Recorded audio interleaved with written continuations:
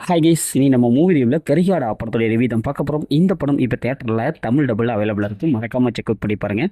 இது ஒரு அதிரடி ஆக்ஷன் மூவியாக வெளியே வந்திருக்கு. இப்போ இந்த படத்துடைய கதையை பார்த்துடலாம்.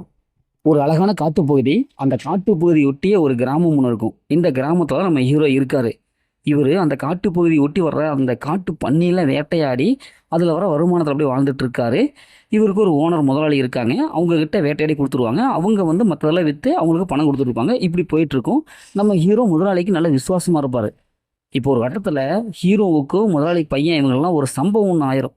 இந்த சம்பவத்தால் எப்படியாவது நம்ம ஹீரோவை தீர்த்து கட்டணும் அப்படின்னு சொல்லிட்டு முதலாளியும் அவங்க பையனும் முடிவு பண்ணுறாங்க. அவங்க தான் இந்த படத்துடைய வில்லன்.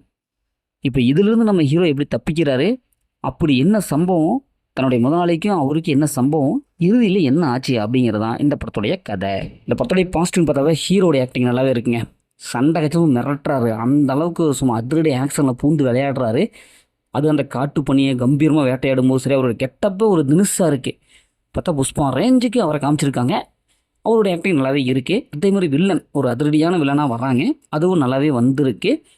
இந்த படத்துடைய டைரக்டர் 2 காலகட்டங்களில் அந்த கதையை நகர்த்துவார். காட்டுப்பகுதி அப்புறம் நவீன காலம். அது ஓரளவுக்கு நல்லாவே இருக்குது. படத்துடைய பிஜிஎம் பொறுத்தவரைக்கும் நல்லாவே வந்திருக்கு. அதேமாதிரி சினிமோட்டோகிராஃபி ஒளிப்பதிவு அந்த கடையும் வந்து அழகாக சூப்பராக காமிச்சிருக்காங்க. அது நல்லாவே நம்ம சலுப்படையாமல் பார்க்க செய்யுது. படத்துடைய ஸ்க்ரீன் பிளே பொறுத்தவரைக்கும் ஃபஸ்ட் ஹாஃப் நல்லாவே வந்திருக்கு. இந்த படத்துடைய மைனஸ்னு பார்த்தா செகண்ட் ஹாஃப் தான். ஏன்னா ஃபஸ்ட் ஹாஃப்லேயே காட்டுக்குள்ள சண்டை வருது, திரும்ப சண்டை வந்துட்டு இருக்கு. அது கொஞ்சம் போர் அடிக்கிற மாதிரி இருக்குது. அதே மாதிரி ட்விஸ்ட் எண்டிங்லாம் அந்தளவுக்கு இல்லை. இன்னும் கொஞ்சம் பெஸ்ட்டாக பண்ணியிருக்கலாமோ அப்படி தான் தோணுது.